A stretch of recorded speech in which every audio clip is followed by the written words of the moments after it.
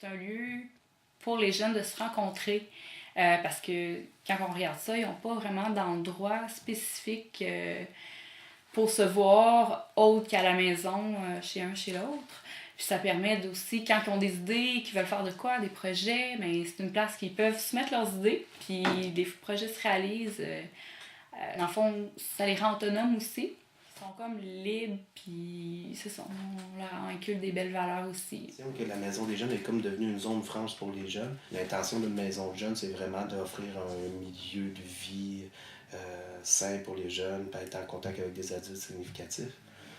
Mais souvent, ces jeunes-là, ils viennent lâcher leur fou, trouver un lieu pour se reposer, être en contact avec des personnes qui ne vont pas les juger, qui n'auront pas d'attente sur eux autres. Fait que c'est vraiment une zone franche pour les jeunes. Un lieu pour se rassembler, connaître des amis, ça c'est sûr, puis avoir d'autres personnes que nos parents pour leur parler, premièrement, parce que c'est sûr que l'animatrice, j'imagine que je disais plus de choses à l'animatrice qu'il y avait là que je pouvais en dire à ma mère à 14 ans ou à 15 ans. Une oreille ou quelqu'un, un conseil ou... Dans la vie d'un jeune, moi je pense que en dehors d'un milieu scolaire, c'est un endroit où tu peux surtout échanger. C'est surtout échanger, tu sais, avec des gens comme toi, avec des gens qui ont vécu des choses, qui ont étudié, qui sont ouverts, proches de leur jeunesse aussi, tu sais. Puis des fois on oublie, hein, en vieillissant, c'est pas pour mal faire, mais on oublie certaines réalités des jeunes. Hein. Mais je me rappelle des animateurs. On avait des liens avec eux autres, puis c'était le fun. Puis il y a eu les travailleurs de rue aussi, ça, je me souviens quand j'étais dans le conseil, qu'on avait instauré ça, là, un travailleur de rue. Nous autres, on connaît. Ce besoin-là est venu du fait que la population était vraiment tannée de voir des jeunes qui traînaient partout, qui faisaient du désordre. Et une des façons de faire, ça a été d'implanter là, le travail de rue. Le travail de rue, c'est pas relié à rien. C'est pas relié à la police. C'est pas relié au CLSC. C'est relié à la Maison des jeunes. Mais c'est vraiment... Moi, je trouve ça merveilleux, ce travail-là. C'est pour les jeunes. C'est comme une ressource mobile. Moi, je pensais que ce serait quasiment qu'ils se pitcheraient sur moi. Je suis travailleuse de rue, ils vont se pitcher sur moi, puis ils vont venir... Non, c'est vraiment le contraire, même, parce qu'on a une vision de... Ils savent pas, eux autres, même, c'est quoi. Ça peut être juste une oreille attentive quand t'en as besoin. Ça peut être juste un phare, de spotter quelque chose que t'aurais pas pensé. Moi, je trouve ça hyper privilégié, justement, parce que c'est pas relié à rien. Il y a comme jamais d'arrière-pensée dans le travail que tu fais. Tu es là pour le jeune. Pour si tu pars de lui, là. C'est quoi tes besoins? OK, on va y aller.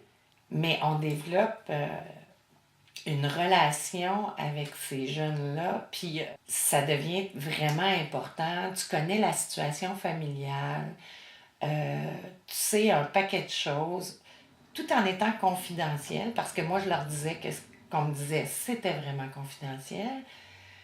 Mais en même temps, si je leur disais, écoute, je peux pas vraiment te répondre totalement, mais j'ai des rencontres.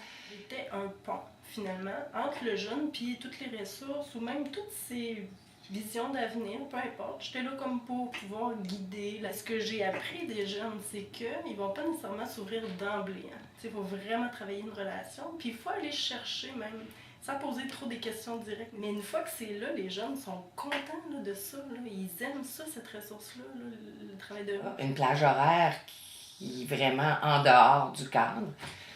Il n'y a aucun autre service qui peut faire ça. Écoute, on a un problème et la personne qu'on peut se permettre d'appeler, c'est José. Il y a aussi le fait qu'on est au courant de toutes les rumeurs, de tout ce qui se passe. Si c'est pas la personne même qui vient te voir, mais qu'il y en a 3 qui sont venus te voir avant pour te dire « Un tel, il file pas, là. Ça va vraiment pas, mais il veut pas nous parler. » Tu sais, toi, tu as un œil dessus. C'est peut-être pas la même journée que ça va se passer, mais tu gardes un œil sur ce jeune-là pendant quelques jours, puis tu te dis, aussitôt qu'il y a une petite brèche qui va ouvrir, je vais pouvoir le faire. Moi, je suis ici pour travailler. Ça me fait plaisir d'être là, mais c'est un travail que j'ai. Je ne viens pas ici pour prendre une bière avec vous autres un soir. Et moi, s'il se passe quoi que ce soit ici et qu'il y a une urgence, je dois être en état de conduire. C'est important de la conserver, cette ligne-là aussi. Il faut que ça soit clair. Puis, il faut surtout être constant dans ce qu'on dit et dans ce qu'on fait. Il faut avoir quand même assez d'ouverture pour permettre cette relation-là. On veut entrer en relation avec les gens, mais il faut oui, garder une ligne, mais en même temps, ta ligne, elle peut pas être extrêmement large. Je me souviens que mon plus grand plaisir, c'était de parler avec les animatrices. Tu sais, t'es plus vieille, puis là, ils nous racontaient des choses, c'était le fun, tu sais, puis mais ça nous faisait réfléchir, puis ça nous donnait des idées. Un jeune qui veut s'impliquer, exploiter des talents, une idée, etc. Par la maison des jeunes, un jeune peut avoir les ressources dont il va avoir besoin. Le coup d'épaule, la claque dans le dos dont il a besoin à un moment donné pour se donner confiance puis avancer puis faire des projets.